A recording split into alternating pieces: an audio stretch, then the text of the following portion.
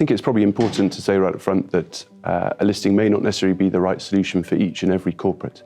But if I were to outline perhaps 4 benefits that generally tend to inform companies' decisions to pursue a listing, I'd suggest the following.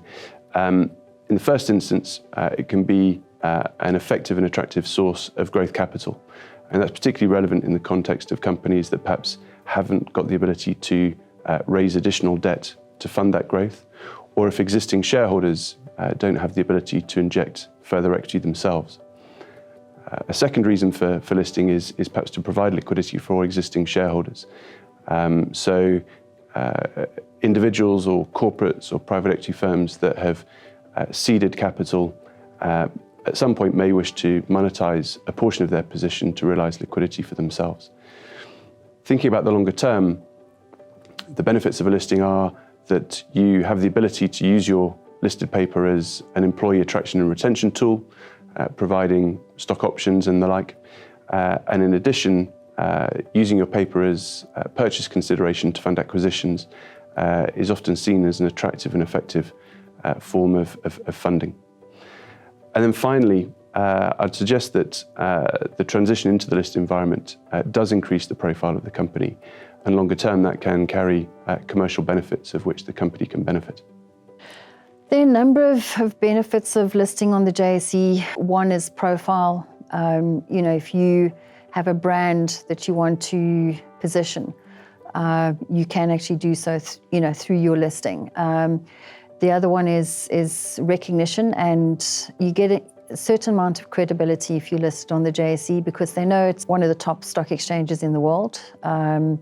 And it's not easy to get listed and to stay listed. There is a lot of regulation, and if you go through that, there will be some failures along the way, but there'll also be some resounding successes. And, most companies have started out as small companies, so if you do have a vision for expansion, whether organic or whether by acquisition, or just to raise capital to take you to the next level, reduce gearing, in higher interest rate environments that we're currently entering into. There's a number of benefits of listing. There also, there's the disadvantage of listing.